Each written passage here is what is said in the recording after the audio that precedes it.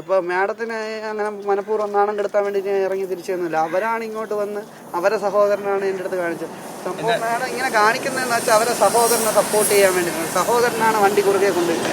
അപ്പോൾ ജാമ്യമില്ലാത്ത കേസ് ആ പയ്യൻ്റെ പേരിൽ വരുവായിട്ടാണ് അവരിങ്ങനെ കാണിച്ചത്. നിങ്ങളുടെ അടുത്ത് വേറെ ആരുടെങ്കിലും അടുത്തുനിന്ന് മോശമായിട്ട് പെരുമാറ്റം ഉണ്ടായോ?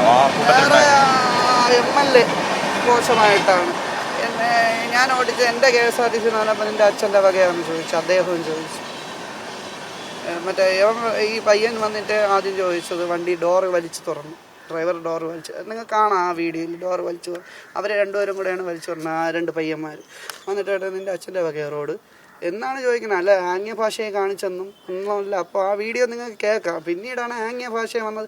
എൻ്റെ ഈ കേസ് നേരത്തെ കേസ് കിടക്കുന്നതുകൊണ്ട് അത് അന്വേഷിച്ച് തപ്പിയിട്ടാണ് പിന്നെ ആംഗ്യ ഭാഷ മോശമായിട്ട് ഉള്ള കാര്യങ്ങളൊക്കെ ഇവർ നല്ല രീതിയിൽ. അന്നത്തെ കേസ് എന്തായാലും അവസാനിച്ചു എന്നാണ് താങ്കളുടെ ഒരു അവസാനിച്ചല്ല. എൻ്റെ പേപ്പർ ഇരിപ്പുണ്ട്.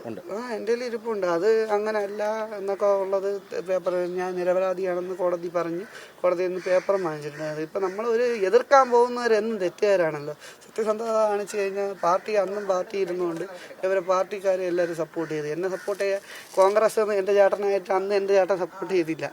അങ്ങനെ വേണമെങ്കിൽ എൻ്റെ ചേട്ടൻ കോൺഗ്രസ് ആയിരുന്നെങ്കിൽ അന്ന് സപ്പോർട്ട് ചെയ്ത് എന്നെ രക്ഷപ്പെടുത്തായിരുന്നു. അപ്പം ഞാൻ അതിലൊന്നും പോകില്ല. ഞാൻ ഒറ്റയാണ് അന്നൊന്നും. ഇപ്പോൾ ഉള്ള മീഡിയാസ് മാത്രമേ എനിക്ക് സഹായമുള്ളൂ. അതുമാത്രമേ ഉള്ളൂ. എനിക്ക് പേടിയും നല്ല രീതിയിലുണ്ട്. പേടി ഇവർ എന്തായാലും ഈ ഇലക്ഷൻ ആയതുകൊണ്ടാണ് ഇവർ മിണ്ടാതിരിക്കുന്നത്. അത് കഴിയുമ്പോൾ എനിക്കിട്ട് പണി തരും. ഇവർ പറഞ്ഞത് അവർ സാധിച്ചല്ലോ. ഈ മേയർ പറഞ്ഞല്ലോ എൻ്റെ അടുത്ത് എനിക്കുള്ള പണി തരാമെന്ന്. അത് അവർ സാധിച്ചു. ജോലിയിൽ നിന്ന് ഇപ്പം വെളിയിൽ നിൽക്കാൻ പറഞ്ഞിട്ടുണ്ട്. എൻ്റെ ജോലി വരുമാന മാർഗം നിന്ന് എൻ്റെ കൊച്ചിന് ഫീസ് 11,000 രൂപയാണ് ഇപ്പോൾ ഫീസിൻ്റെ ഇത് വരുന്നത്. ഞാൻ എങ്ങനെ അടയ്ക്കുമെന്ന് പറഞ്ഞ് കണ്ണം തള്ളി നിൽക്കുന്ന അവസ്ഥയിലാണ്. അപ്പോഴും എന്നതാ ഇപ്പോൾ ഈ പണിയും അവർ തന്നു. അവർക്കൊരു കുഞ്ഞുണ്ടെന്ന് എൻ്റെ അടുത്ത് ഫോൺ സംഭാഷണത്തിൽ പറഞ്ഞു. എനിക്കൊരു കുഞ്ഞുണ്ടെന്ന്. അവർക്ക് ആ കുഞ്ഞുണ്ടെങ്കിൽ എൻ്റെ കുഞ്ഞിൻ്റെ അവസ്ഥ, ഒരു അമ്മയില്ലാതെ കുഞ്ഞിനെ നോക്കുന്ന അവസ്ഥ എന്ന് അവർ വലിയ ആൾക്കാരല്ലേ. അവർക്ക് ഇനി ജോലി നഷ്ടപ്പെട്ടാൽ അവർക്ക് കോടികളുടെ സ്വത്തും പൈസയും കാണും. എനിക്കങ്ങനെയല്ലല്ലോ. ഈ 715 രൂപയ്ക്ക് ജോലിക്ക് വരണമെങ്കിൽ നമുക്ക് അത്രയ്ക്ക് ബുദ്ധിമുട്ടുള്ളതുകൊണ്ടല്ലേ.